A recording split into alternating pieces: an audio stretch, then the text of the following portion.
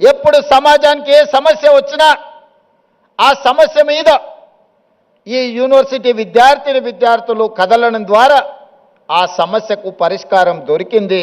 ఆ పరిష్కారమే స్వరాష్ట్ర తెలంగాణ ఆకాంక్ష. మరి తెలంగాణ వస్తే ఇక్కడున్న మా తమ్ముళ్ళు చెల్లెళ్ళు ఏం ఆశించరు?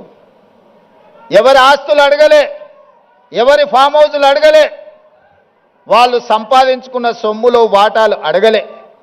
ఏం అడిగినరు మా తమ్ముళ్ళు? స్వేచ్ఛను అడిగినరు, సామాజిక న్యాయం అడిగినరు, సమానమైన అవకాశాలు అడిగినరు. నేను ఇవాళ అడుగుతున్నా, నేను ఇవాళ చెప్పదలుచుకుని ఈ వేదిక మీద నుంచి నా ఉస్మానియా కాకతీయ యూనివర్సిటీల విద్యార్థులకు స్వేచ్ఛ కోసం, సామాజిక న్యాయం కోసం, సమానమైన అవకాశాల కోసం మీరు ఏదైతే గొంతు ఇప్పినరో ఈ ప్రభుత్వం, ఈ ప్రజాపాలన మీకు వేదిక ఇస్తుంది. మీరు ఎదగండి. మీరు డాక్టర్లు కాండి, లాయర్లు కాండి, ఇంజనీర్లు కాండి, ఐఏఎస్లు కాండి, ఐపీఎస్లు కాండి, గొప్ప మేధావులు కాండి, ప్రపంచానికే దిక్సూచిగా మారే గొప్ప వ్యక్తులుగా మీరు రాణించాలి. మరి ఇదంతా జరగాలి అనంటే పునాదులు బలంగా ఉండాలి. 108 సంవత్సరాల చరిత్ర కలిగిన ఈ ఉస్మానియా యూనివర్సిటీని కాలగర్భంలో కలపడానికి కొంతమంది కుట్రలు చేసిరు. ఆ కుట్రలను ఛేదించి మీరు ప్రజాపాలనను తెచ్చుకున్నారు.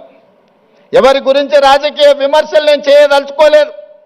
2 ఏళ్ల నుంచి మాట్లాడుతున్నారు కొంతమంది. కొన్నిసార్లు నాకు అనుమానం వస్తుంది, తెలంగాణ పట్ల, ప్రభుత్వ విద్య పట్ల వీళ్లకు అవగాహన ఉన్నదా లేదా అని.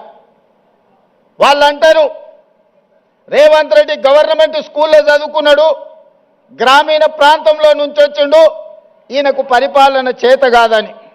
ఒక్క విషయం అయితే నేను చెప్పదలుచుకున్న, ఉస్మానియా ఆర్ట్స్ కళాశాల ముందు నుంచి నేను గుంటూరులో చదువుకోలేదు మిత్రులారా. నేను గుంటూరులో చదువుకోలే. గూడు పుటాని నాకు తెలియదు. నల్లమల్ల అడవుల్లో నుంచి వచ్చిన క్రూర మృగాలను చూసినను, సాధు జంతువులను చూసినను, పేదవాడి సమస్యలను చూసినను. పుట్టినప్పటి నుంచి దళితులతోని, గిరిజనులతోని, బలహీన వర్గాలతోని, మైనారిటీలతోని కలిసిమెలిసి పెరిగిన వాళ్ళ సమస్యలు చూసిన. నాకు కొత్తగా అక్కర్లేదు. గుంటూరులో చదువుకున్న వాళ్ళకు పేద